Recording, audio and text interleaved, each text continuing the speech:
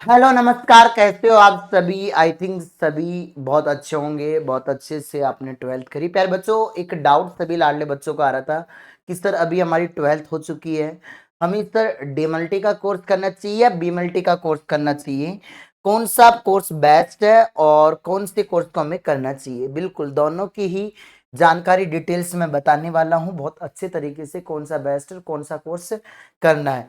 ठीक है dear student, सबसे पहले तो हम दोनों में डिफरेंस समझ लेते हैं कि सर डीएमएलटी क्या होता है, बीएमएलटी क्या होता है। जिसको भी ये नहीं पता कि डीएमएलटी और बीएमएलटी में क्या डिफरेंस है।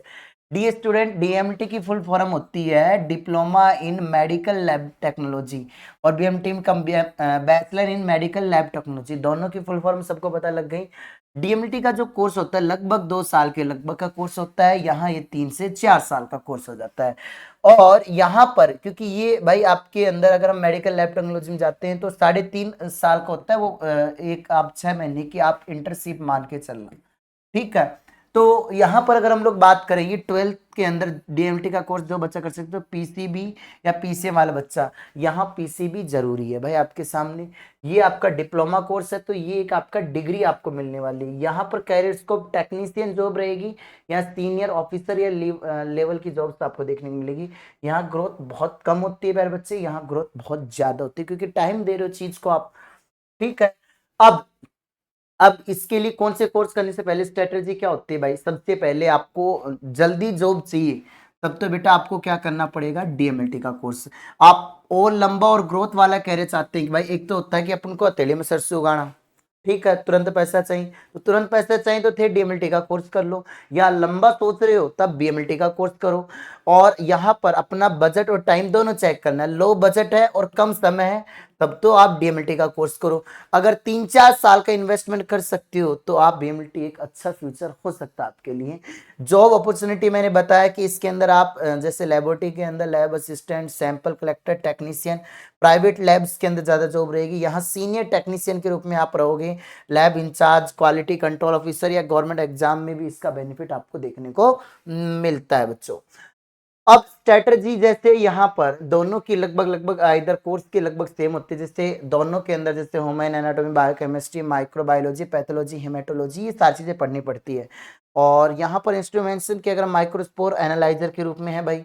अब नोट्स की स्ट्रेटजी किस तरीके से बना, जैसे यहाँ पर एनसीईआरटी और क्लास नोट्स बनाओगे तो अच्छा काम रहेगा। हमारी यूट्यूब चैनल की पीडीएफ और शॉर्ट्स वीडियो जो आपको रिवीजन में हेल्प करेंगी। अब प्रैक्टिस नॉलेज की अगर हम लोग बात करें, तीसरा है जब आप कोर्स कर रहे हो तो जितनी क्योंकि प्रैक्टिस सबसे मेन है, हॉस्पिटल और डायग्नोस्टिक सेंटर के ऊपर आप प्रैक्टिस करो, और आप मशीन वगैरह जैसे सेंट्रीफ्यूगल एनालाइजर या माइक्रोस्कोप के ऊपर ट्रेनिंग करो। और इसके साथ साथ कॉम्पिटेटिव एग्जाम की प्रिपरेशन भी करना है। जैसे बीएमटी करते समय लेफ्टिनेंट, आरपीएससी, एम्स, पैरामेडिकल की तैयारी साथ में रखो, और जीके, रीजनिंग, साइंस को थोड़ा सा प्रैक्टिस करते रहना आप लोगों को। तो ये सारी चीजें हैं। और आपको और अच्छा करना है कि भाई हाँ, बीएमटी के साथ तो कंप्यूटर कोर्स कर लो, टाइपिंग सीखो, जिसमें लैब रिपोर्ट्स में वर्क मिलने का जल्दी फायदा रहेगा आपको। ठीक है, और लैब लाइसेंस और रजिस्ट्रेशन जरूर कराओ जिससे गवर्नमेंट जॉब आपके लिए काम आएगा। आफ्टर बीएमटी आप क्या कर सकते हो, एमएलटी या एमएससी पैथोलॉजी से प्लस पीएचडी करके टीचिंग रिसर्च में भी आप लोग जा सकते हो।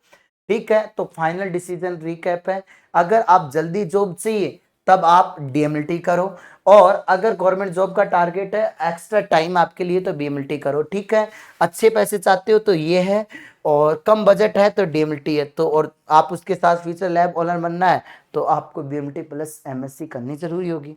वो कैसी होगी वो मैंने आपको बता दी। ठीक है, तो आपको ऐसी वीडियो अच्छी लगी है तो आप एक प्यारा सा कमेंट थैंक यू का कर सकते हो, और इस चैनल को सब्सक्राइब कर सकते हो।